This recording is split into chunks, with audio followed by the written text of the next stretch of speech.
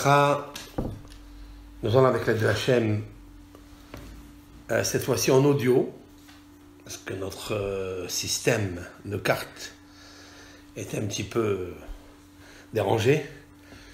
Donc je voudrais quand même ne pas rater ce shiur.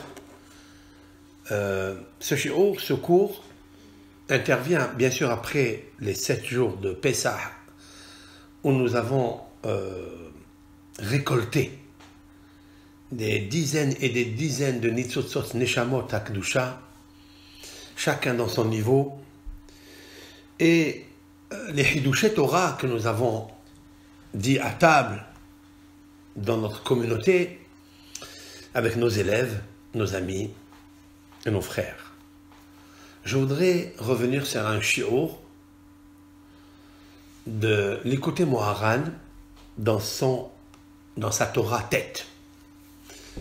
Alors, le Rabbeinu Nachman de Breslev a des Torot, sont des leçons, des enseignements riches, et ils sont composés par l'alphabet, donc le numéro 9, Torah 9. Ce cours est basé sur la tfila, sur la prière. Ce cours est basé sur la Kriyat Yam Souf, l'ouverture de la mer Rouge. Ce cours reflète une explication très intéressante, peu commune et connue, de ce que nos sages ont dévoilé dans le Talmud à 2 reprises, une dans le traité Pesachim, une dans le traité Sota, caché Zivugo chez l'Adam qui crée Kriyat Yam Souf. Il est difficile, Zivugo, de trouver le partenaire d'un homme comme la difficulté de l'ouverture de la mer Rouge. L'ouverture de la mer Rouge est un miracle irrationnel. Et le peuple d'Israël a vécu ce miracle. Et je pense qu'il était même indispensable. Celui-ci, le 7e jour de Pessah, où 600 000 hommes ont traversé la mer Rouge, pied à sol, les eaux se sont divisées en 2. Ils ont formé une montagne de glace de droite et de gauche. Et bien sûr, le peuple d'Israël est passé en chantant le cantique de la Shira. Dans ce cantique de la Shira, il y a énormément de mystères, de Emouna, comme il est cité. Vaya'aminu b'Hashem uv Moshe avdo. Ils ont eu la vénération de Hachem. Alors la vénération de Hachem, c'est dire Ahavat Hachem, l'amour de Hachem. Vaya'aminu b'Hashem uv Moshe avdo. Cette vénération, elle les a amenés à la Emouna, à la foi absolue en Hachem et en Moshe. Je voudrais juste rappeler ici que, a priori, il y a une question. Vayireu ha'am et Hachem, et le peuple a eu peur de Hachem, a eu crainte de Hachem. Vaya'aminu b'Hashem. Après, il est marqué, ils ont eu la foi en Hachem, confiance en Hachem. Normalement, c'est le contraire. D'abord, on a la foi, on a la Emouna, et cette Emouna en Hachem, qu'il existe, elle amène à la vénération, ou la crainte de Hachem. C'est une bonne question. La réponse est, on ne parle pas de la simple crainte de Hachem. La Emouna, elle amène à la crainte de Hachem, mais la crainte, c'est le niveau qui est le plus bas, à savoir, Irat ha'onesh. La crainte de la peur du péché et la peur c'est-à-dire de la punition.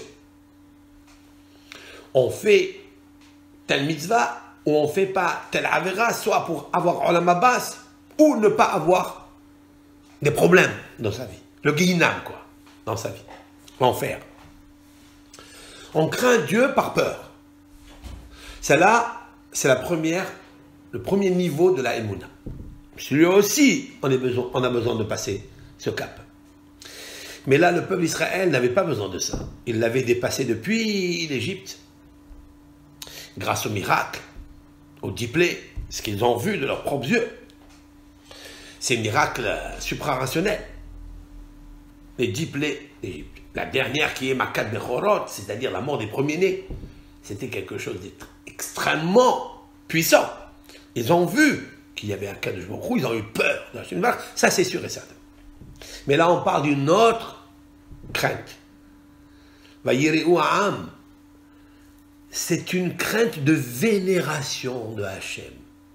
C'est-à-dire par amour pour Hachem. On appelle ça en hébreu Irat haromemut. C'est-à-dire la crainte de sa grandeur, de son immensité de Hakadosh Baruch Hu. C'est un père, c'est un papa, Atik Yomin. C'est-à-dire, il est l'ancien des jours.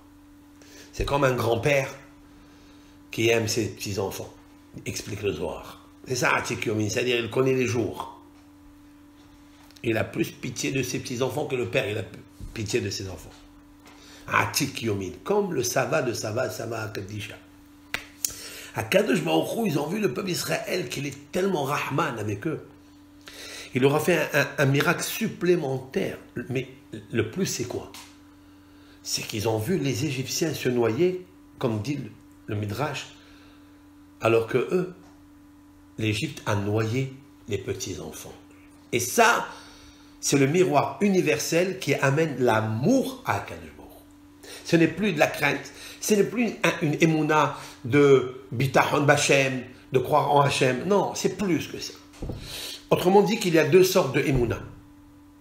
Il y a la première émouna qui nous amène à croire en Hachem, qu'il est là,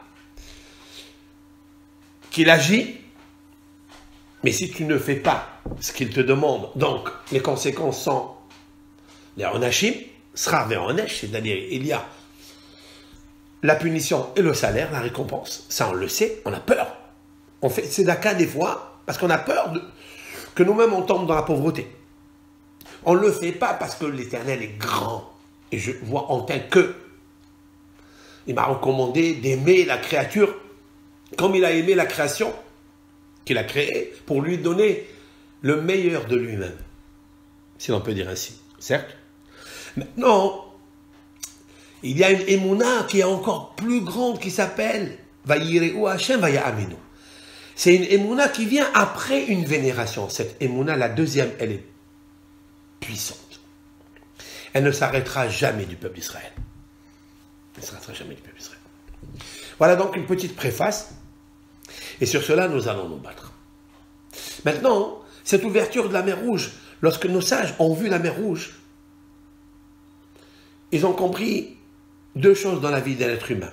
Ce que tout le monde a besoin, la parnassa et le mariage. Il y a beaucoup de gens qui ne se marient pas à cause de la parnassa. Ils ramassent, ils attendent d'avoir de quoi payer le traiteur, et des fois même ils s'endettent avec des sommes colossales, et ils perdent un petit peu la confiance en Hachem dans leur vie courante. Pourquoi? Parce qu'ils sont tellement pétris de déagotes, de soucis, qu'ils ne peuvent plus faire Avodat Hachem convenablement. C'est vrai? On a besoin de cette parnassa, on a besoin pour se marier. Et les deux, c'est-à-dire la parnassa et le mariage, trouver la femme qu'il lui faut, l'époux qu'il lui faut, kashim, ils sont difficiles, kikriat yam souf, comme l'ouverture de la mer Rouge. Pour qui c'est difficile? Rashi explique la difficulté est pour Akadosh Baruch Hu. La question est de savoir pourquoi c'est difficile pour Akadosh Baruch Hu. Tu voulais dire quelque chose? Oui, que justement Paro, son but c'était de nous acculer par la Avoda en Égypte pour empêcher justement de penser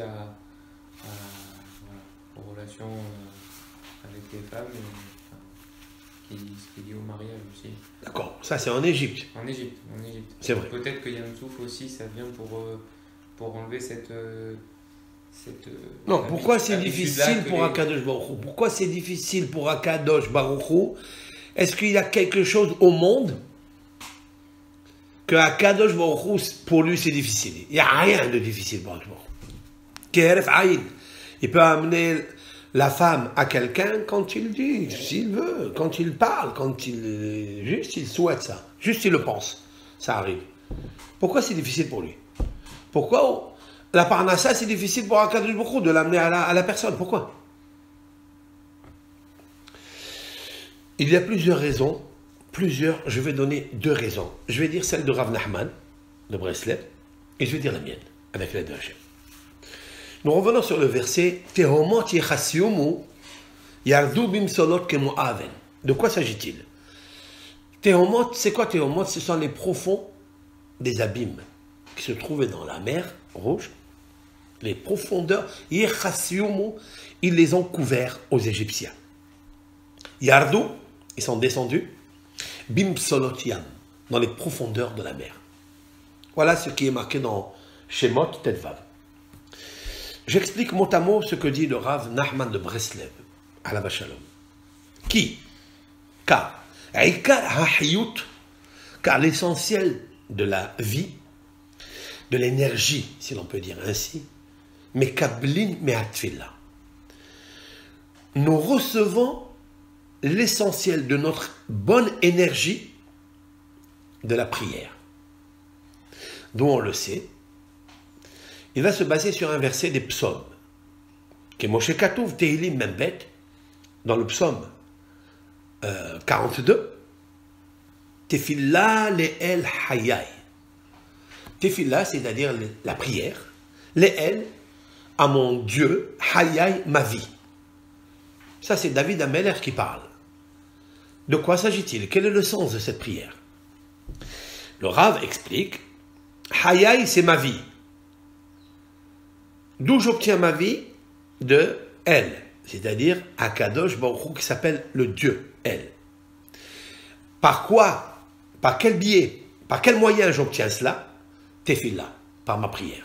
Voilà donc une preuve que Ikar Ahiyut, que l'essentiel de la vie, on l'obtient grâce à la prière. Au Bishvilze. Et c'est pour cela,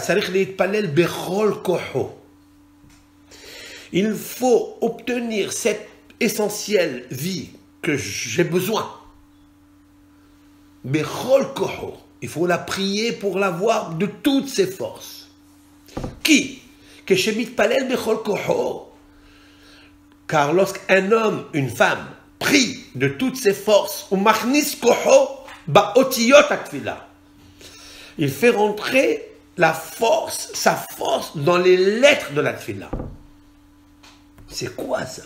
C'est quoi cette parole qu'il est en train de dire? C'est un hidouche. C'est-à-dire que au moment où tu sors de ton cœur,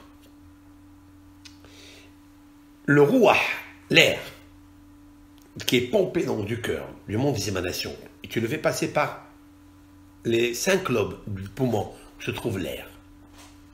Et après les 5 sonorités, après la trachée artérielle de l'œsophage, il faut que tu saches que ces otiotes-là que tu lis dans la tfila, il faut que tu les lises avec la puissance qu'elles méritent. Les achnis, je répète, que Shemit Palel Bechol Koho, quand il prie de toute sa force, ou Machnis Koho, il fait rentrer sa force, Beotiot Atfila, Azainit Hadesh Koho Sham. Alors, sa force, là-bas, elle se renouvelle. Elle prend une résurrection d'énergie dans les otiot de la tfila. Bibhinat, comme une notion, là il rapporte juste une mémoire de Echa. Echa, c'est le livre de Lamentation de Jérémie, chapitre 3. Hadashim la Bekarim, Rabba emunatecha. Qu'est-ce que c'est? Vous savez que tous les matins, Akadosh Baruch Hu, il renouvelle notre âme. C'est pourquoi Elokai Neshama Shenatata Bi Teora, Éternel, la Neshama que tu as mis en moi, elle est pure, elle est nouvelle, elle est Hadasha, elle est nouvelle. Où elle a trouvé la Idhatchut? Où elle a trouvé cette nouveauté? C'est une énergie nouvelle. D'où elle a trouvé ça? emunatecha. Alors, le passouk qui veut dire hadashim, c'est quoi hadashim? Nouveau. La bekarim, au petit matin. C'est-à-dire à tous les matins, boker. Hein? Boker, c'est en français boker tov. Boker, c'est matin. La bekarim, tous les matins que Dieu fait. Hadashim, il y a une nouveauté. Rabba emunatecha. Elle est grande ta emuna. Vous avez vu?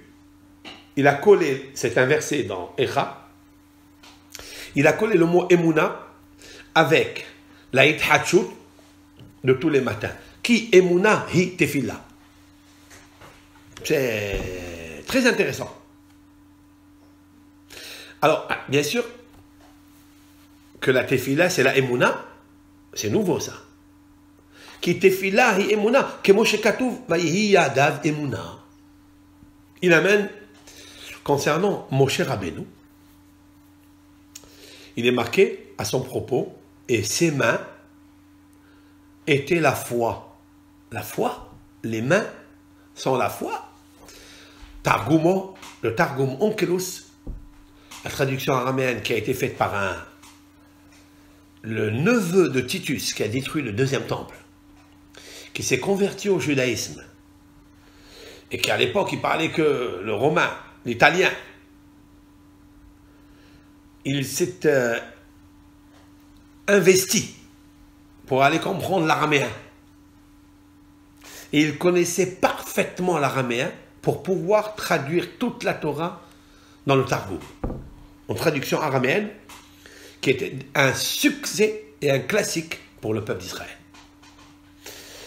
Et Onkelos s'est converti au judaïsme, comme l'indique le traité talmudique Gittin 56 en bas, 56b, tout à fait en bas, 3 lignes avant la fin, et 57, toute la page. Elle raconte la Gemara comment Onkelos s'est converti au judaïsme. Vahi Adav Emuna, les mains de Moshe étaient la foi. Qu'est-ce que ça veut dire? Perishan Mitzilo. Explique le Targum, Perishan, ils étaient étalés, Betzilo, par la prière. Si quelqu'un, il veut étaler son énergie, il lui faut Betzilo, c'est-à-dire la prière, comme en arabe, Sla. Sla, c'est la Beta Knesset. D'accord?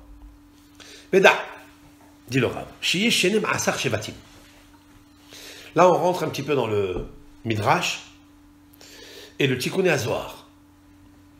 Sache qu'il existe 12 tribus. Certes, il n'y a pas 13, il n'y a pas 20, il n'y a pas 11, il y a 12 tribus. Pourquoi? Keneged Shenem Asar Mazalot. Comme, et en rapport avec les 12 signes zodiacaux. Que les signes zodiacaux existent, ça on le sait. Que les 12 Shevatim existent, ça on le sait. Mais quel est le rapprochement que nous, le peuple d'Israël, et au nom de Rabbi Shimon Bar Yochai, quelle est la relation qu'il y a entre les 12 Mazalot et les 12 Shevatim? C'est qu'ils sont liés intrinsèquement et chacun influence l'autre. Kol Shevet veShevet yesh lo nosha miyuchedet. Chaque tribu et tribu a une version de prière spécifique à sa neshama. Veyesh lo sha'ar miyuchad, et il a un portique réservé exclusivement pour lui, l'ikanes derech sham tfilato, pour faire entrer sa prière par là-bas. Ça veut dire que Réhouven, lorsqu'il prie, il est obligé de trouver où est sa porte dans le ciel. Car sa prière ne peut pas rentrer dans la porte de Shimon, etc. pour toutes les tribus. Chaque tribu doit avoir un niveau, de par sa neshama, son rôle dans son monde, que quand il fait la tefila à Kalbourou pour que la tefila soit exaucée, il faut qu'il passe par son canal, par sa porte. Les Rochevet, et chaque tribu, Me'orel bitfilato, il réveille par sa prière, Koach Mazalo, la force de son étoile, chez Bishne Ma'asar Mazalot, qui est en correspondance avec les 12 sons zodiacaux qui lui appartiennent. Ve'hamazal me'ir le mata. Et voilà que le signe zodiacal, par sa prière, il va éclairer. Il va faire pousser la végétation. Et tous les besoins dont il a besoin. Ça veut dire que Rouven a une qualité à lui, spécifique. On le voit d'ailleurs. Soit Yaakov Avinu, dans Parashat Vayhi, à la fin de Parashat Bereshit, lorsque Yaakov il veut bénir ses enfants, il les appelle un à un, Ish kebirchato berach otam. Ça veut dire quoi? Chacun, selon sa bénédiction, il les a bénis. Le texte est un petit peu bizarre. Chacun, Ish, je traduis les mots de la Bible. Ish, un homme, kebirchato, selon sa bénédiction, berach otam. Mais s'il a déjà la bénédiction, il n'a pas besoin d'être béni. Explique le Zohar. Ish kebirchato, un homme selon son influence de la Neshama. Selon la Neshama, l'âme, l'intelligence qui est posée dans sa Neshama et le rôle qu'il doit jouer, il les a bénis. Ça veut dire que le businessman, oui, Yaakov, il a compris qu'il ne pouvait pas étudier la Torah à 100%. Donc, par exemple, Zevulun étudiait la Torah un tout petit peu, il était obligé d'étudier, mais il ne pouvait pas étudier toute la journée la Torah. Ça a été donné à Issachar. Tandis que Zevulun, Al-Hof Yami Mishkon, il va aller prendre le bateau et aller chercher des marchandises, vendre. C'est des grands commerçants. Yaakov Avinu, il savait. Et donc, Yaakov Avinu, il a compris que Zevulun ne pouvait pas faire autrement que par sa Neshama, que par sa Beracha. Et par la Beracha, il a déversé sur lui le déversement du Mazal, oui, qu'il a. L'apport du Mazal dont il est attaché. C'est ça. Ishke Berchato Berachodam. Rav Nachman n'apporte pas cela, mais je suis obligé de le rentrer, parce que c'est une parole déjà du Zohar ailleurs, qui a tellement enrichi et explicité, décortiqué ce midrash de ce pasouk-là. Maintenant, qu'est-ce que le Ravi dit? Mazal me'ir le mata. Lorsque Reuven, Shimon, Lévi, chacun ait pris son mazal, selon sa neshama, il va faire descendre l'influence pour faire pousser la végétation, les fruits qu'il a dans son arbre, le commerce qu'il a dans son arbre, et la femme qu'il doit recevoir. C'est ça qu'il faut ajouter. Avec ça, le Rav explique, il est inversé dans les prophéties de Bil'am Racha. Dans une des paroles, des paraboles de Bil'am, lorsque Bil'am il a levé son oracle et il a dit, en prophétisant sur le Mashiach, Darach Kochav mi Yaakov. Là-bas, le verset dans son sens littéral, il parle d'une vision prophétique de Balaam, le prophète des nations. Darach, il a tracé, Kochav, une étoile, mi Yaakov, de la tribu de Yaakov, c'est-à-dire de Israël. Vekam Shevet mi Israël. Il va se lever. Shevet, c'est quoi Shevet? Shevet, c'est la comète. Mi Israël de Israël. C'est a priori une répétition. Stop. De quoi s'agit-il? Le Zohar HaKadosh et la Gemara traduisent comme ça. Là, il a vu qu'il y a un kochav. C'est quoi un kochav? C'est une étoile. C'est le Mashiach. Le Mashiach, d'accord, ressemble à un kochav, à une étoile. Et cette étoile va briller de Jacob. Vers Kam, et se lèvera, il n'a pas dit maintenant, il prophétise à l'avènement messianique, Kam Shevet. C'est quoi Shevet? C'est aussi une comète, hein, c'est une sorte d'étoile. il y a une étoile qui s'appelle Shevet. D'accord? Et donc, c'est pas n'importe quel Yaakov. C'est le Yaakov qui a eu 12 Shevatim. C'est Israël. Maintenant, le Rav Nachman, il explique ce passouk. Et il fait rentrer ce passouk selon l'interprétation du Zohar que nous avons expliqué tout à l'heure. Il dit comme ça. Vekam, c'est quoi se lever? Va se lever une étoile. Ze behinat amida. C'est la notion de la prière. Behinat tefillah. C'est la notion de la prière. Comment on appelle la amida? On est assis, on fait le schéma, on fait les psouks et les imra. Toute la prière, elle est en étant assis, et puis on se lève. Oui, on se lève. Comment on se lève? On se met debout. Ça s'appelle Vekam, il se lève. Donc, il dit, c'est une notion, elle est déguisée là. Hein? C'est un remèze extraordinaire. Il veut faire entrer tout ce passouk à travers l'explication de la prière. Combien c'est riche, notre Torah. Vekam ze behinat amida. C'est-à-dire que la notion de se mettre debout. Behinat tefillah. Qu'est-ce que ça veut dire? Que chez Shevet mi Israël omed ditpalel. Lorsque une des tribus d'Israël se met debout dans la Hamida pour prier, avec cela, il réveille l'étoile. Vous avez vu comment il a transformé le verset? Darach kochav mi Yaakov. Il a réveillé le kochav qui se trouve dans le ciel, le mazal qui lui est convenu. Vekam shevet misraël. Lorsque un de shevet misraël kam, darach kochav mi Yaakov. Il fait réveiller un kochav de Israël, du ciel. Waouh! Qu'est-ce que fait le kochav? C'est-à-dire l'ange. Ce n'est pas l'étoile elle-même. Je ne parle pas de la matière, de la galaxie. Hein? Chaque planète, chaque kochav a une matière. Je ne parle pas de la matière. Je parle de celle qui la gère, qui la dirige, qui l'influence.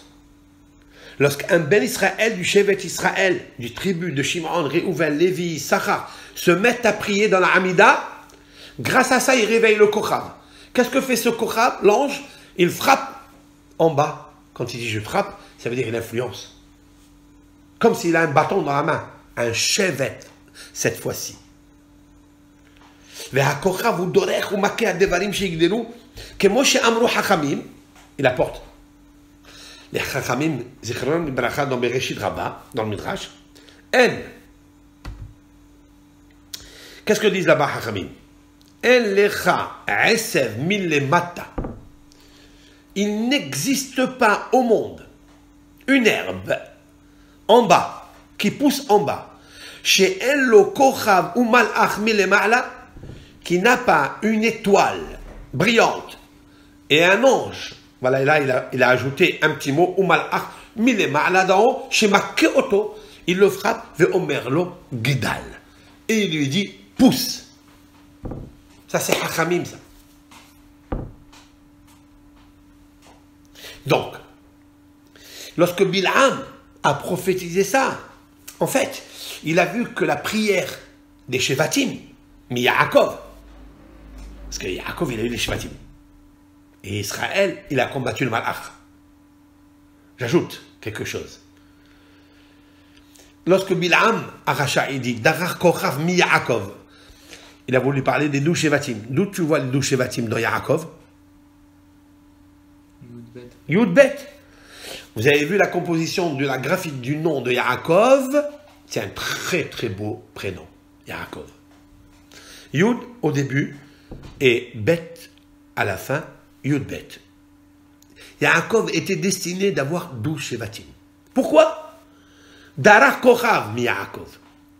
Parce que Hakadosh Baruch Hu, avant la création de l'homme, Adam Arishon, le premier homme, et les générations qui viennent après, il a créé les 12 signes zodiacaux. Mais ces 12 signes zodiacaux n'intervenaient pas sur la création du monde. La pousse des végétations, des fruits. Il fallait que l'homme soit créé. Comme il est marqué que les pluies n'étaient pas tombées avant que l'homme ne prie pour les pluies. Je connais ce Rashi. Il n'est pas là, il n'a pas ramené, mais je ramène ce Rashi. Ce Rashi qui dit qui est Adam Aïn la Avod et Adama. Les pousses n'avaient pas, toutes les végétations, les arbres n'avaient pas donné encore des fruits, les herbes des champs, le blé, parce que qui est Adam Aïn, parce que l'homme n'était pas là. Qu'est-ce que ça veut dire qu'il n'est pas là? Il dit Rashi, Gedolim hem ha-geshamim.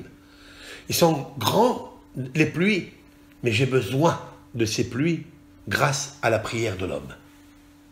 Et l'homme n'avait pas encore prié. Et Dieu lui a demandé, commence à prier. Donc voilà, en substance, ce midrash que je rapporte pour compléter ce que dit le Rav Nachman, de mémoire bénie, que la tfila gère le kochav. Comme nos sages l'ont repris. Il n'existe pas une végétation, une herbe, un cheveu de la tête, disent les Mefarshim, ils ont ajouté, que Kadosh Baruch Hu lui dit pas par le malach, par l'ange, il lui dit pousse, sinon il ne pousse pas. J'avais rapporté un jour, au nom du Harizal, et même c'est des versets qui le confirment, qu'il y a des montagnes qui tombent. Il y a des montagnes, des puissantes, grandioses montagnes qui se désagrègent, se décomposent et tombent et deviennent poussière. Pourquoi il dit le Harizal? Parce qu'il n'y a plus le malach pour leur dire reste debout. Akadosh Baruch Hu dit au malach, tu as fini ta mission. Si en haut il lui dit pas pousse, reste. Vekam shevet m'Israël, il se désagrège. Ainsi pour les cheveux. Ainsi pour tout. S'il y a un arbre qui sèche, même quand on l'a arrosé, même quand, etc., des fois il ne donne plus de fruits. Et on se demande pourquoi. Parce que sa vie a fini. Parce qu'il n'y a pas le malach, l'ange en haut qui lui dit pousse. Donc on a besoin de la prière pour que le malach dise pousse. Maintenant. Mais c'est chez Amrou Hakamim. Et c'est ce que nos sages ont dit. Zichron Bracha dans le traité Pesachim. Voici la Gemara qui nous concerne. On trouve dans le Pesachim Kuf Yudhet, c'est-à-dire 118a, Kashin Mezonotav. Ils sont difficiles. Le pain, la parnassa de l'homme, qui crée Yamsouf. Vekaché Zivugo qui crée Yamsouf. Dans le traité Sota, c'est marqué, bête, c'est-à-dire page 2a, qu'il est difficile à l'homme de trouver son partenaire, comme la difficulté qu'avait Dieu pour ouvrir la mer Rouge. Quel rapprochement qu'il y a entre ces trois choses-là. Maintenant, le Rav explique, Ki hayam souf nikra nishne ma'asab kraim. Car la mer Rouge s'est ouverte en 12 traversées. Qui est-ce qui dit ça? Pirkei de Rabbi Eliezer. Rabbi Eliezer Agadol, il y a 2000 ans, le maître de Rabbi Akiva, il n'y a pas de 2000 ans, il y a 1948 années, pas exactement 2000 ans, a écrit un livre qui s'appelle Pirkei de Rabbi Eliezer. Rabbi Eliezer connaissait toute la Torah entière. Un grand Hacham d'Israël.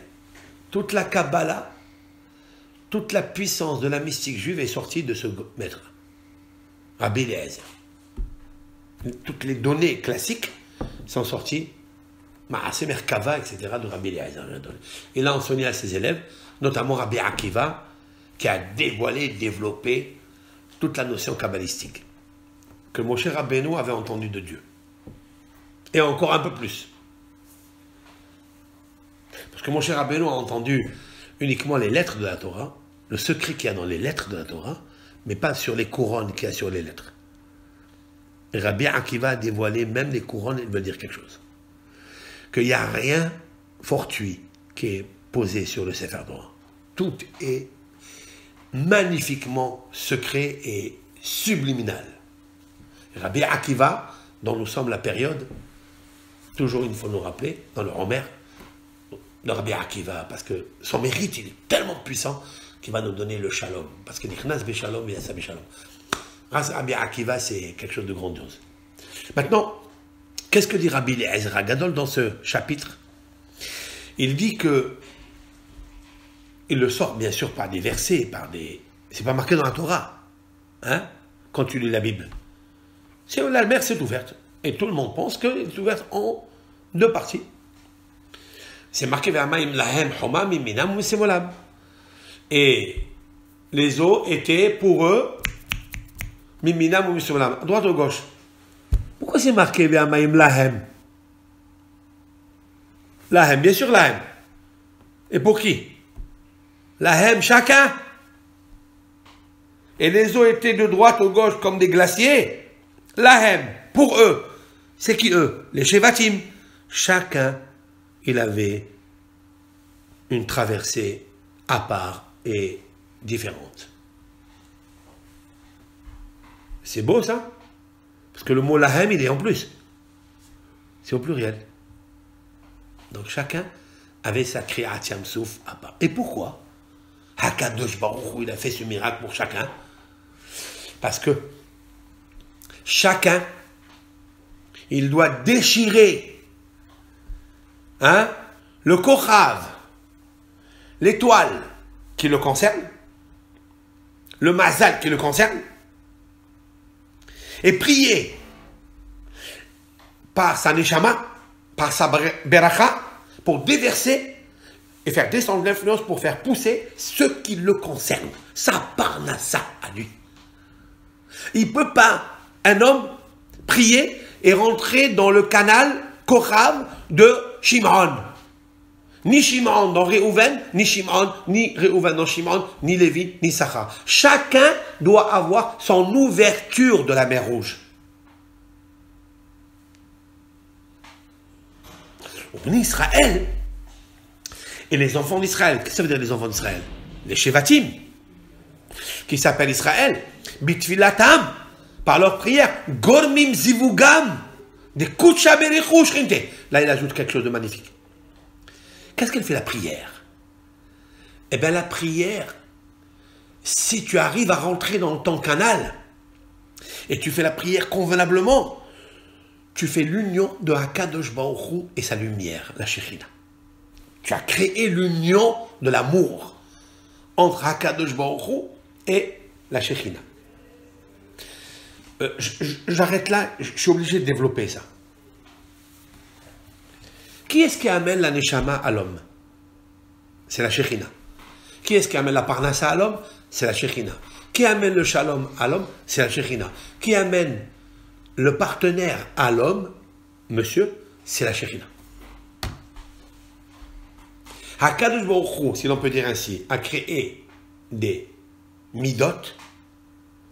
Il a donné la clé de la Parnassa et du Zivug à la Shekhinah. Lorsque... Et pourquoi il lui a donné à elle? Parce qu'elle est considérée comme une femme.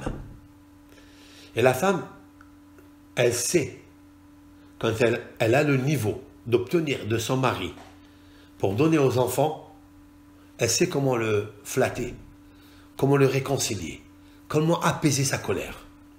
Dieu, il a dit, je ne descendrai rien dans ce monde, je ne donnerai rien dans ce monde, si je n'ouvre pas ma matrice. C'est vrai? C'est quoi la matrice? C'est la Shekhinah. La Shekhinah est une femme, si l'on peut dire ainsi, la force féminine qui féconde, qui tombe enceinte et qui accouche.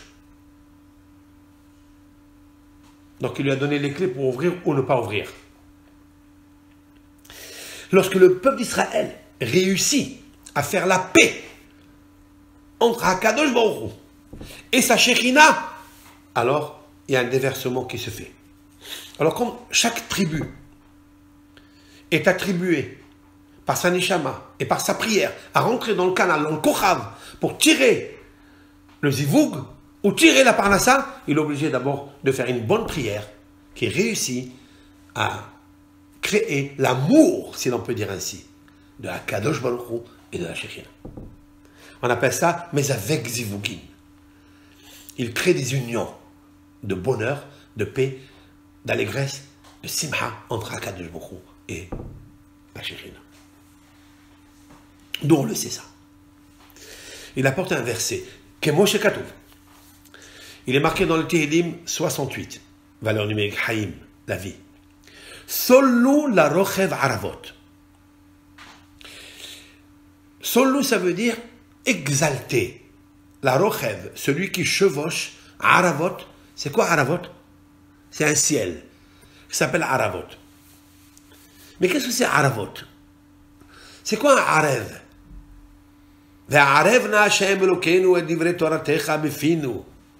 Rends agréable Hachem dans nos bouches et dans la bouche de nos enfants et petits-enfants et dans la bouche de tous les Bnei Israël les paroles de ta Torah. Comment on peut avoir le goût, l'agréabilité? Il faut tirer cela de Haravot. Haravot, il a un autre sens qui veut dire garant. Quelqu'un qui est Harev.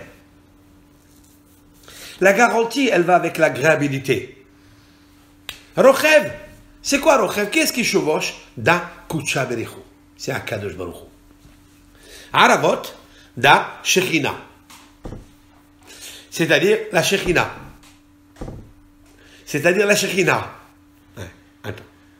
C'est quoi la Shekhinah? C'est Akadosh Baruch Hu. Pourquoi? Shenita'arev ba kol hagvanim. Là, il dit quelque chose de magnifique. C'est un Zohar, en fait.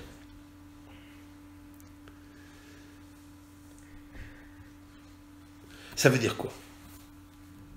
Lui, il explique que le mot aravot veut dire ta'arovet, c'est-à-dire mélange. Ou mélange, ou coule toutes les couleurs. Je vais t'expliquer quelque chose. Pourquoi il s'appelle le Kotel HaMa'aravi?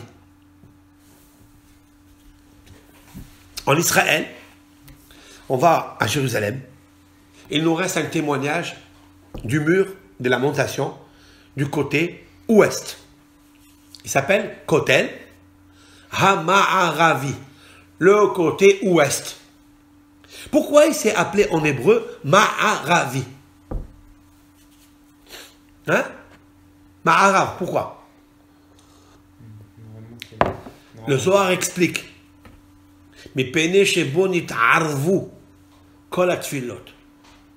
Parce que toutes les prières de tout homme sur la terre, c'est-à-dire un juif, un musulman, un chrétien, fondent dans ce côté-là. C'est le mur qui reçoit toutes les prières, qui les mélange ensemble. Parce que la prière est la parole de Hachem, c'est-à-dire la Emouna. Et la Emouna, tout être humain possède la foi en Hachem. A cette conviction qu'il existe au-dessus de nous, pas seulement un maître grandiose, un sage absolu, mais lui doit la vénération de son immensité merveille, qui est liée avec sa sagesse. Et tout le monde, confondu, viennent et s'agenouillent et déversent leur corps, leur âme sur de la pierre. Mais ça n'est pas seulement de la pierre. Il s'appelle Kotel HaMa'arav. Sham mit'arvim kol hagvanim. Là-bas se confondent, s'associent, se mélangent toutes les couleurs, toutes les religions, toutes les prières, tous les séphirotes, ils vont à la malchoute. La chokhma, la bina, la da'at, toutes les séphirotes, les attributs dimensionnels du caractère, action de Akadosh Baruch Hu dans ce monde, ils se mélangent dans la malchoute, c'est-à-dire, comment? Par le yesod. C'est quoi le yesod? c'est le côté la Ma'arav. Le Yesod, c'est le fondement. Le fondement, c'est le Brit Kodesh. Le Brit Kodesh, c'est quoi? C'est de là où passe la vie. C'est l'organe sexuel par où descend, d'accord, l'influence de la création des êtres humains. Et tous les êtres humains confondus. D'où vient? Il vient du cerveau. Il vient du moah. Où se trouve la sagesse? Où se trouve la sagesse? Et la lumière? La lumière, elle se trouve du côté est. La sagesse se trouve du côté sud. La richesse se trouve du côté nord. Mais toutes ces trois dimensions, lumière, sagesse, richesse, sont réservées du côté du dos, c'est-à-dire le côté la Ma'aravi, où Sham mitarvim kol agvanim. Là-bas s'associent toutes les richesses, toutes les couleurs, sagesse, lumière, richesse. D'accord? Nous, on sait que la richesse est dans le nord et la sagesse, elle est dans le sud. Nos sages ont dit dans le traité Baba Batra, Arosé, les Achir, celui qui veut devenir riche, il va au nord. Si tu veux planter du blé, disent nos sages, le blé ne pousse pas dans les endroits chauds, il pousse dans le nord.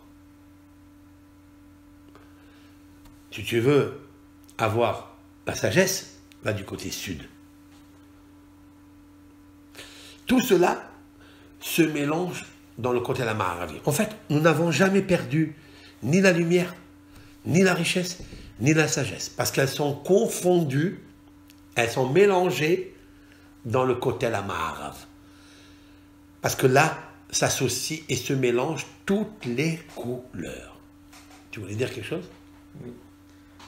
Darar Kochav, la Gemataria, c'est Arev. Arev Miyakov.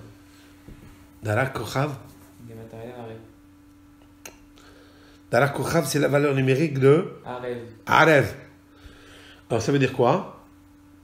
Comme vous avez dit, ça veut dire qu'il faut faire une tfila avec une unicité et l'union de Akadosh Baruch Hu, qui est considéré comme le mal, comme l'homme, à force, avec sa Shekhinah, et faire Ita'arvul Benehem. Ita'arvul, ça veut dire Arev, ça veut dire soit garant, pour qu'elle puisse, la Shekhinah, être garant et t'apporter d'en haut, de ton mazal,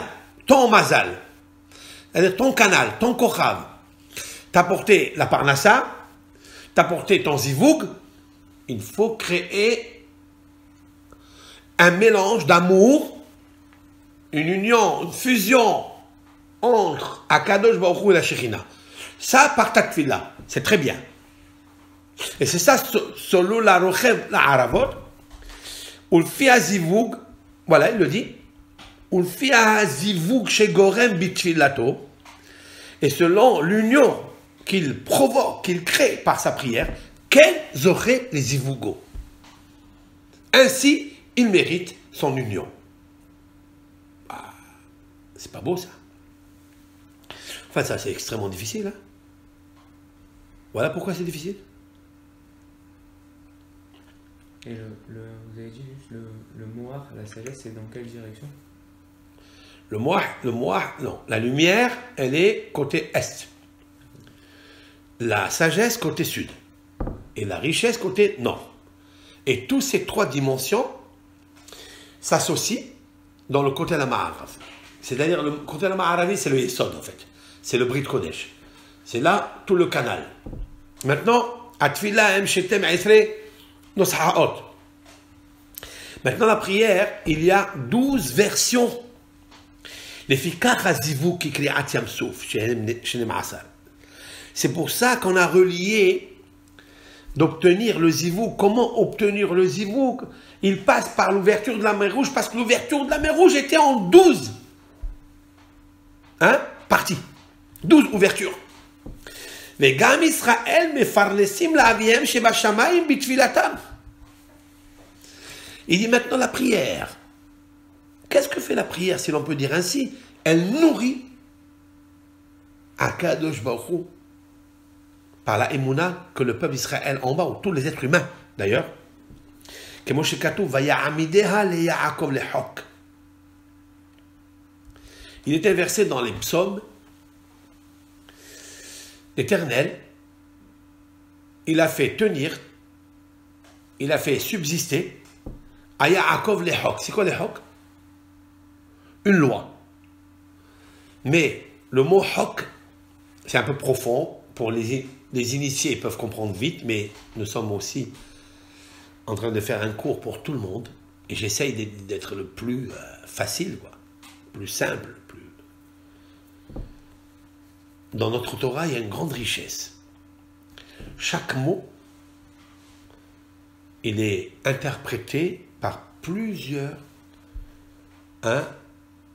Chaque mot nous invite, chaque mot de la Torah, les 24 livres de la Bible sont reliés avec les 24 livres de la Bible. Chaque mot. Tu vois ce que je dis? Chaque mot est relié avec des milliers et des milliers de mots, par analogie des termes, et surtout la juxtaposition des mots l'un à côté de l'autre.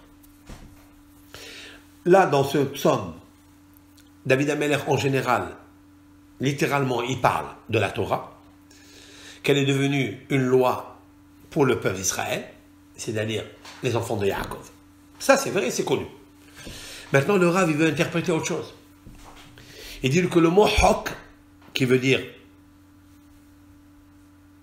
hakika, gravure, lishana dimzonahu, c'est aussi un terme de parnassa, de mazon, où c'est marqué.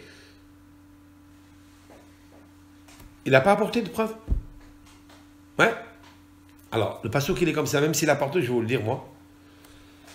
David Amelech, il a dit, s'il te plaît, à Akadosh Baruch Hu, donne-moi mon pain quotidien. Comment il a dit ce passouk-là? Hatrifeni lehem hokki. Tu écoutes? Hatrifeni, fais-moi nourrir, lehem, le pain, hokki, quotidien. Chaque jour, tout homme reçoit son pain quotidien. Hok, c'est-à-dire, c'est une loi dogmatique. Il a collé le mot hok avec le mot lehem. Voilà, tu vois que le pain, la parnassa, c'est un hok. Et pourquoi il a dit le mot vaya'amidea? Vaya'amidea, la shon amida. Un amida et la tefila. J'écoute? Ça veut dire quoi? Ça veut dire que l'homme, c'est lui qui crée sa parnassa. Voilà pourquoi il est nécessaire de faire shahrit, minha, arbit. Pourquoi il faut faire les 3 prières pour chacun de nous? Parce que chaque prière, elle amène son hok, elle amène son quotidien. Ça parnassa. C'est pourquoi, des fois, à Shaharit, tu n'as pas réussi. Parce qu'elle n'est pas montée faire le zivoug. Mais peut-être à Minha, qui est Shahat Ratson, peut-être elle va monter faire le Harivut. Ta prière va être agréable. Ben Arbaïm. On dit entre les crépuscules. Ben Arbaïm, côté la Ma'arav. Parce que là, peut-être, Shahat Ratson, tu vas toucher le point de l'union d'amour entre Akadosh Baruch Hu, parce que c'est un moment de volonté. C'est quoi Ratson? C'est quoi cette volonté? Qu'est-ce que c'est Ratson, volonté? Tout le monde a la volonté. Comment elle a été créée cette volonté? Par le grand-père. Il s'appelle Arich Anpin dans le Panim. Un des visages de Dieu, de sa bonté, c'est Arich Anpin, c'est-à-dire longévité. Son Ratson, il est long, il est grand, il est bon. Parce qu'il connaît les jours. Parce qu'il est vieux dans les jours, si l'on peut dire ainsi. Donc il connaît toutes les péripéties, des décennies de générations qui sont passées. Il a en fait les archives. Pour ça, il a pitié de moi. Parce qu'il sait en fait qui suis-je. Et pour cela, je vais me servir de quelque chose pour ça, tout à l'heure. Ça me peu ce que vous avez dit dans le cours pour le reine de Moshe Rabbeinu, il lui a ressorti les archives d'Israël, qui lui a dit qu'ils étaient en Égypte d'Avodah Zarah, alors quand ils ont fait le Absolument. Hegel, Il connaît tout ça. C'est un peuple qui a vécu ça. C'est pour ça qu'ils ont fait le Hegel. Tu as raison. Maintenant, donc, qu'est-ce que dit Rav Nachman en substance? Il veut dire comme ça. Il y a, je répète, d'une façon concise, il y a 12 6 zodiacaux. Pourquoi Hachem il a créé 12? Il a créé 12 Shevatim. Yaakov s'est efforcé, il a réussi de créer 12 Shevatim. Pourquoi? Pour la pérennisation du peuple d'Israël et du monde. Aucun homme, c'est-à-dire avant lui, n'a créé 12 Shevatim. Pour ça, il s'appelle Yaakov. Akev, sagesse. Il avait une sagesse énorme. Cette sagesse l'a constituée à la prière. La prière de Yaakov. Celle qui se fait tout de suite après Ben Arbaïm. Après Minha, après Yitzhak. Pourquoi? Parce qu'il voulait que chaque chevet, chaque tribu, par sa neshama, par son rôle initial de sa neshama, touche ce qu'on appelle aravot, c'est-à-dire ce qui est agréable. C'est-à-dire le zivoug qui est agréable entre un homme et une femme. D'accord? Même le zivoug en lui-même, l'union d'un homme et une femme, c'est un rêve. C'est tellement agréable. Pourquoi? Akadosh Baruch Hu, il a créé ça pour te montrer qu'est-ce que c'est un zivoug en haut. Pourquoi il a créé un avant-goût ici-bas? Et cet avant-goût qui est tellement grandiose, il vient parce que là-haut, il y a le zivoug entre Akadosh Baruch Hu et la Shekhinah. Dans un endroit qui s'appelle Aravot. Voilà pourquoi quand tu te trouves devant le côté de la Ma'aravi, tu sens quelque chose de très fort. Parce que là, il dit le Rav sont postés et mélangés, s'unissent toutes les dimensions, lumière, sagesse et richesse. Tu veux de la parnassa? Va au côté de la Ma'aravi. Mais va avec ce fondement, cet enseignement que je suis en train de te faire. Si tu le connais d'avance, ta prière elle est autre. Dans ta prière, tu vas mélanger toutes les cordes musicales. Tu vas mélanger toutes les couleurs pour obtenir cela. Parce que tu vas créer cela en haut. Voilà pourquoi la Shekhinah, l'Ozaza, Mikot et la Ma'aravi. La Gemara dit, la Shekhinah n'a jamais bougé, ne bougera jamais, même après la destruction du temple, et le premier et le deuxième, du côté de la Ma'aravi. De ce mur qui est extraordinaire, parce que là se fondent toutes les divinités, toutes les couleurs, toutes les religions, tous les mots qui passent par la Emouna, qui est la prière. Maintenant, lorsque je veux prier, moi, je m'appelle Réhouven. Je veux prier à Akadosh Baruch Hu, je suis obligé de faire ma prière lentement, avec toute la force des otiyot de la Torah. Les 22 lettres de la Torah. Ouais. Pour ça qu'il a dit à Akadosh Baruch Hu, Rochev. Re'e. Vehabet. Chavbet. Rochev, c'est regarde dans l'acrostiche. Resh vav. Re'e vehabet. C'est-à-dire fixe et regarde. Chavbet. 22. Les 22 lettres de l'alphabet. Si tu veux réussir, mets ta force dans les 22 lettres de l'alphabet. Comme il a dit Rav Nachman en haut. Mais là, je reprends le verset qu'il a apporté. Pour créer Aravot, Solou, la Rochev Aravot, s'exalter. Solou, ça veut dire faire du solo, quoi. Do, ré, mi, fa, sol, la, si. Sol. C'est des nikoudot de la musique qui vibrent dans les cordes de ton cœur et de ton âme. Par l'accordéon pour accorder le zivoug de la Shekhinah qui s'appelle Aravot avec Akadosh Baruch Hu qui s'appelle le Rochev.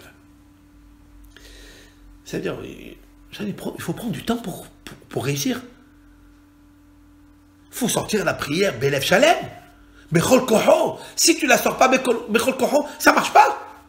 Parce que tu risques de rentrer dans un autre canal. C'est pas le tien. Ça sera très difficile pour Akadosh Baruch Hu de te donner la parnassa de Shimon. Pourquoi tu veux qu'il te la donne? Pourquoi tu veux qu'il te donne le zivouk de Shimon? Pourquoi tu veux rentrer dans le canal de Shimon? Rentre dans ton canal pour recevoir ta parnassa et ton zivouk.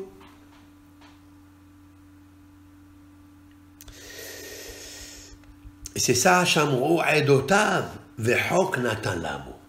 David Amelech, il a dit quelque chose. Observez ces témoignages et il vous donnera son pain quotidien. D'accord? C'est quoi Edout? C'est quoi Edout? C'est un témoignage. Quand tu veux faire un témoignage, tu le fais comment? Debout, assis. Dans la Torah, c'est marqué que le Dayan, le juge, doit être assis et toi, tu dois être debout. Mais Amdou Shene Anashim. Se mettront debout les deux protagonistes devant le Dayan qui est assis. Donc Amdou, c'est Amida. Amida, c'est la prière. Shamru Edotav. Observez les prières qui se font avec la Amida.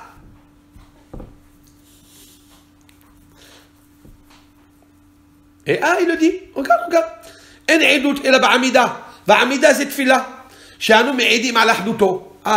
Lui il dit que la Amida, c'est un témoignage que je fais debout pour dire à quel moment tu es unique. Il dit moi aussi, je nourris. Tu écoutes cette notion-là qu'il est en train de dévoiler. Et l'homme, il nourrit son père à Akadosh Baruch Hu du ciel par sa prière. C'est une image, bien sûr. Il dit, waouh, le secret d'aujourd'hui, il est puissant. Il est puissant aujourd'hui, c'est quelque chose d'extraordinaire dans cette Torah tête. La Torah de Rav Nachman, de l'écoutez-moi Haran, tête 9, elle est magnifique. Il dit que tu reçois de Hachem la parnassa selon la parnassa que tu lui as donnée. Dieu, il a besoin de parnassa. La parnassa ici, ça veut dire le zivoug. Si l'on peut dire ainsi, tu l'as chéri à sa femme, à sa chérina. Tu as fait la haravout. Tu les as unis, tu les as rendus contents dans le ciel. Alors il se déverse sur toi la parnassa. Veze kashin mezonotav kikriat yamsouf. Pourquoi c'est difficile?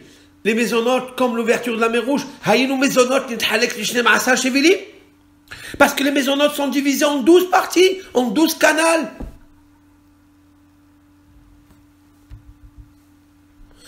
Les fiches, parce que chacun il a sa version. Chaque neshama a ses mots, a sa tendance. Et il ne peut pas. Mais ça gadol. Et il a besoin d'un grand mérite. Un homme, pour mériter de faire monter sa tefillah, par le chemin qui lui convient, qui convient à son chevet. C'est incroyable. C'est magnifique. Avec ça, il nous a rendu un petit peu la chose difficile.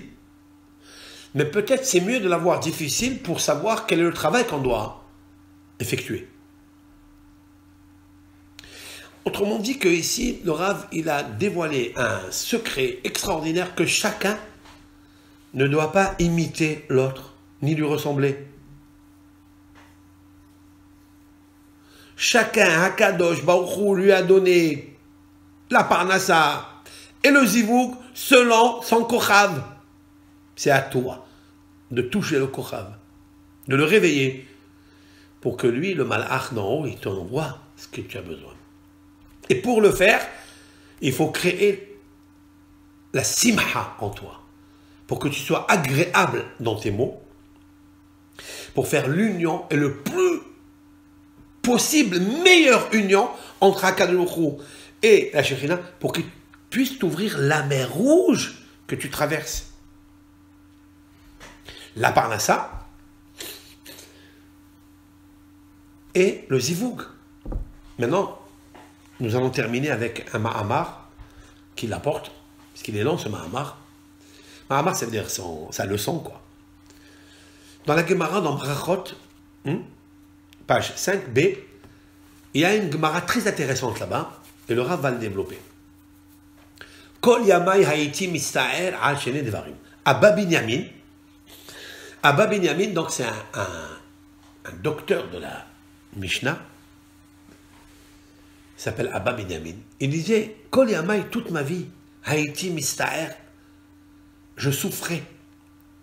C'est-à-dire, j'essayais de pratiquer deux choses. Et toute ma vie, j'étais inquiet de ne pas les accomplir. Quelles sont ces deux choses? Al tefillati shetehe samuch lemitati. Pour que ma prière soit à côté de mon lit. C'est quoi ça? Rashi, alors le texte de la Gemara là-bas, le texte de la Gemara dit comme ça. Lorsque Hizkiya, Amelech, le roi Hizkiya,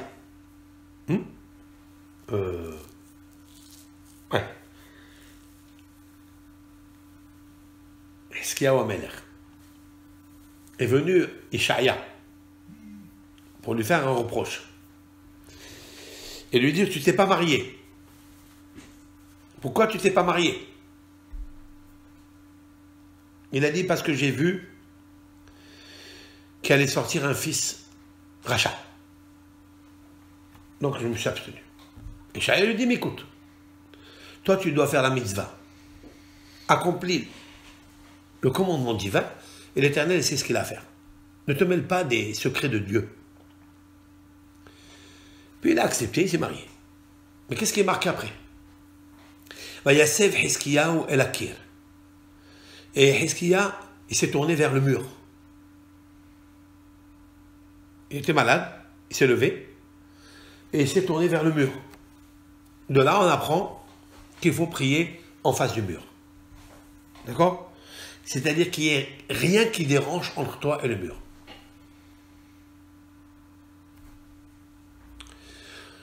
Il dit, Abba Binyamin, toute ma vie, j'ai essayé de prier que mon lit soit toujours à côté du mur. Et le mur à côté de mon lit. Quand je fais la tfila, toujours je la fais en face du mur, qu'il n'y ait personne. C'est pour ça qu'il y a beaucoup de gens qui rentrent à la synagogue et qui rentrent vers le Echal, directement vers le Echal, pour ne pas qu'ils soient gênés des passants, des venants, de tous les autres qui sont autour de lui, pour ne pas déranger et avoir l'évacuation d'esprit pour la concentration de la prière. Ok? Voilà le sens simple de la Gemara là-bas. Vient le Rav, il explique quelque chose d'extraordinaire, autrement au 3e degré. Qu'est-ce que ça veut dire que Abba Binyamin ait prié que Tefilati te samuch lemitati? Sheitpalel derech sha'ar hamaté shelo. Mitati, c'est mon lit. C'est quoi mon lit? Le mot mita, qui veut dire mon lit, a le même anagramme ou même résonance que maté, qui veut dire tribu. Comment on crée les tribus? Par le lit.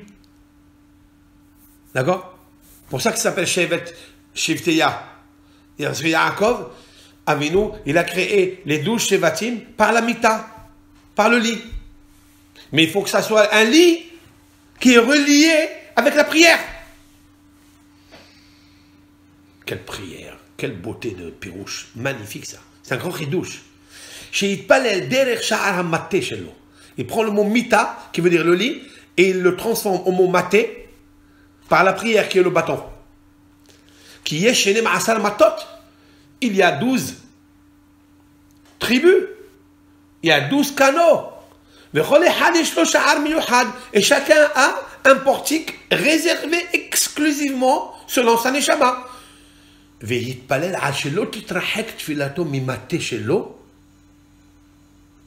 Qu'est-ce qu'il priait Abba Binyamin? S'il te plaît Hachem, que ma prière soit toujours convergée selon mon lit, c'est-à-dire selon ma tribu, et qu'elle ne soit pas dirigée à une autre tribu.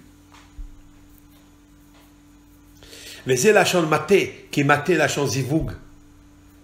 C'est quoi maté? C'est le lit. Maté, c'est zivoug. J'explique. Quelle est la deuxième chose que Abba Binyamin, il s'exerçait, il s'attelait à ne pas rater? C'est laquelle? C'est que son lit de couche soit entre le sud et le nord. C'est quoi ça? Al-Mitati, mon lit de couche, soit entre le sud et le nord. C'est quoi ça? Pourquoi faire? Pour avoir un petit garçon. Entre le sud et le nord. Entre la richesse et la sagesse. Qu'est-ce que ça veut dire? Pourquoi si quelqu'un il place son lit entre le lit, il va y avoir un petit garçon? Non. Il a voulu dire que le lit, c'est le zivoug.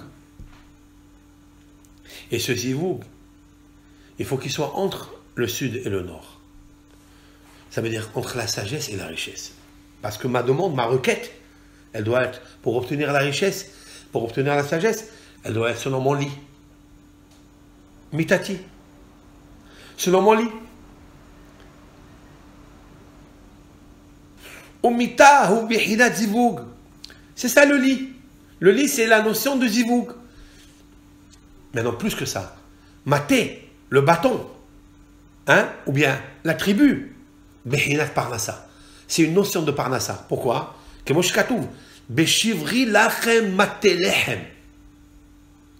Ça, c'est marqué dans les klalotes de Vaïkra, dans Parashat Bechukotai. Lorsque j'apporterai pour vous maté lehem. Maté, c'est le bâton. Lehem, c'est le pain. C'est le bâton ou le pain?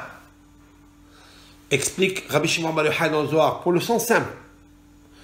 C'est que l'Éternel, quand un enfant est né dans ce monde, il descend avec le bâton et il descend avec le pain. Tu mérites, tu as le pain, tu ne mérites pas, tu as du bâton. Ça, c'est l'explication littérale.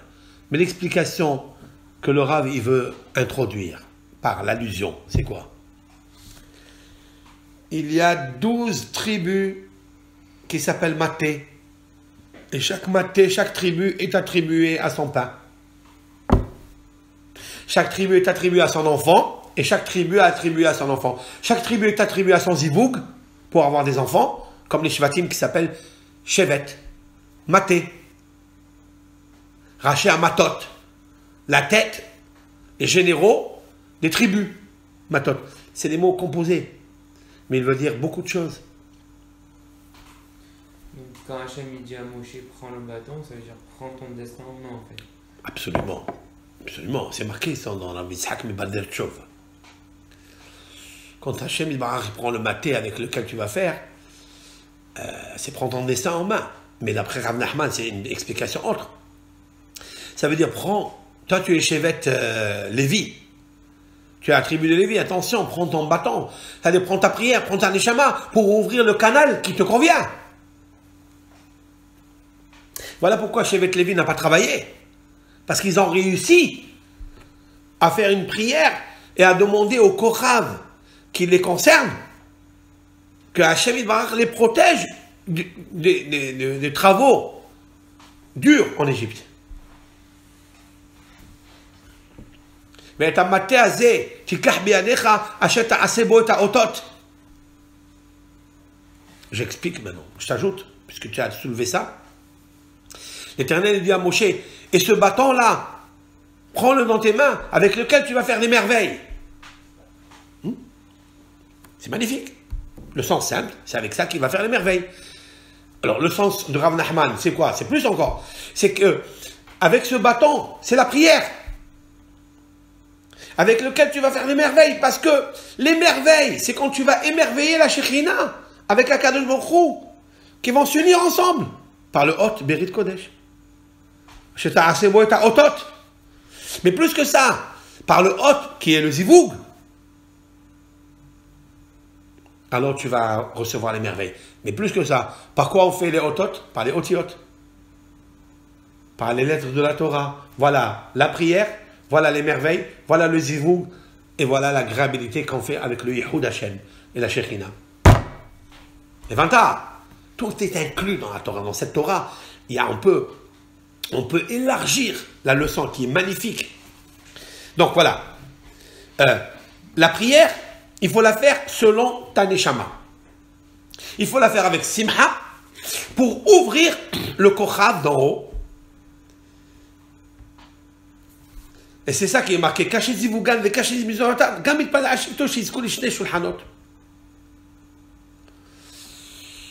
Voilà, donc en substance, Abba Binyamin, qu'est-ce qu'il a fait? Il a dit, je veux deux choses. Je veux que ma prière soit à côté de mon lit. Ça veut dire mon lit, c'est mon maté, c'est avec la neshama que je suis relié, donc mon mazal. Et la deuxième chose, c'est que mon lit soit entre la richesse et la sagesse. Ça veut dire qu'il va y avoir deux tables. Chez Ben Safon les Darom, ça veut dire qu'il a prié chez Izkul Ishne Shulchanot, afin de mériter la richesse et la sagesse. C'est pas tout le monde qui mérite ces deux choses. Ces deux patrimoines. Il y a des gens riches, mais qui sont imbéciles. Enfin, qui sont pas sages, quoi. Pour mériter comme Moshe Rabbeinu et Rabbeinu Akadosh, c'est le seul qui ont mérité les deux, la grandeur, la sagesse et la richesse. Il n'y a pas eu comme la table de Moshe Rabbeinu en richesse et en royauté. En royauté et en sagesse, comme Rabbeinu Akadosh aussi, comme Moshe Rabbeinu. Rabbi Akiva était aussi, mais pas comme. La sagesse de Rabbi Akiva était grandiose, mais la richesse n'était pas grandiose. Mais il l'a donné après à sa réincarnation qui est Rabbeinu Akadosh. Parce que le jour où il est mort, Rabbi Akiva est né Rabbeinu Akadosh, Rabbi Yehuda Anassi. Et là, il était très riche avec beaucoup de Torah. Parce qu'il a mérité le canal qui lui convient. J'ajoute quelque chose ici. Parce que Rabbeinu Akadosh, il savait qu'il était de la Neshama, puisqu'avant que le soleil se couche, Akhlmouchou, il crée une étoile. Avant que Rabbi Akiva ne meure, il a créé l'étoile de Rabbi Akadosh. Le jour où il est mort, Rabbi Akiva est né. Qu'est-ce que ça veut dire ça? Quelle est la notion? Qu'est-ce qu'ils veulent dire nos sages avec ça? Ça veut dire que Rabbi Akadosh, il connaissait ce principe et il a commencé à prier pour arriver à la Neshama de Rabbi Akiva. Et c'est pour ça qu'il a réussi à compiler toute la Torah de Rabbi Akiva. Tu ne comprends pas? Sinon, ce Mahamar de Rabbi Nachman de Breslev, c'est explosif. Ça veut dire que chaque maté a un bâton de la prière pour ouvrir le kochav d'en haut, l'étoile qui est en haut. Et avec ça, tu peux mériter tout. Tu peux mériter la parnassa, tu peux mériter, mais prie avec le zivoug de la chokhma par les otiyot de la Torah. Concentre-toi dans la prière de la Torah. Pour ça qu'il faut aller toujours vers un mur. Hein? C'est pour ça qu'il est resté le mur de lamentation. Tu sais pourquoi? Parce qu'en lui, dans ce mur, se lamente la lumière du côté est, la sagesse du côté sud et la richesse du côté nord. Il se lamente à l'intérieur. Mais toi, il faut se lamenter. Il faut se la faire monter. Il faut les prendre et les faire monter vers le haut. Comme ça, de Haravot, Hakadosh Baruch Hu, il embrasse la Shekhinah. Qu'elle puisse être heureuse de recevoir la Malchut par le Yesod, par le Brit Kodesh, comme un homme et une femme, pour donner un enfant. Pour donner un enfant, un garçon, une fille, qui sont le Zivoug. Fin de citation de ce cours. On continuera pour déterminer pourquoi ça se passe par Yaakov Avinu, avec l'aide de Hachem Barach.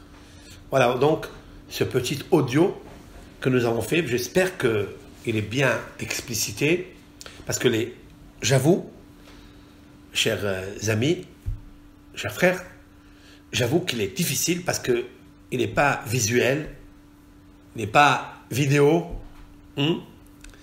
Ce sont des paroles, des mots, mais concentrez-vous, c'est un bon cours avec l'aide de Akash Baruch Hu. Kol Tov Lachem.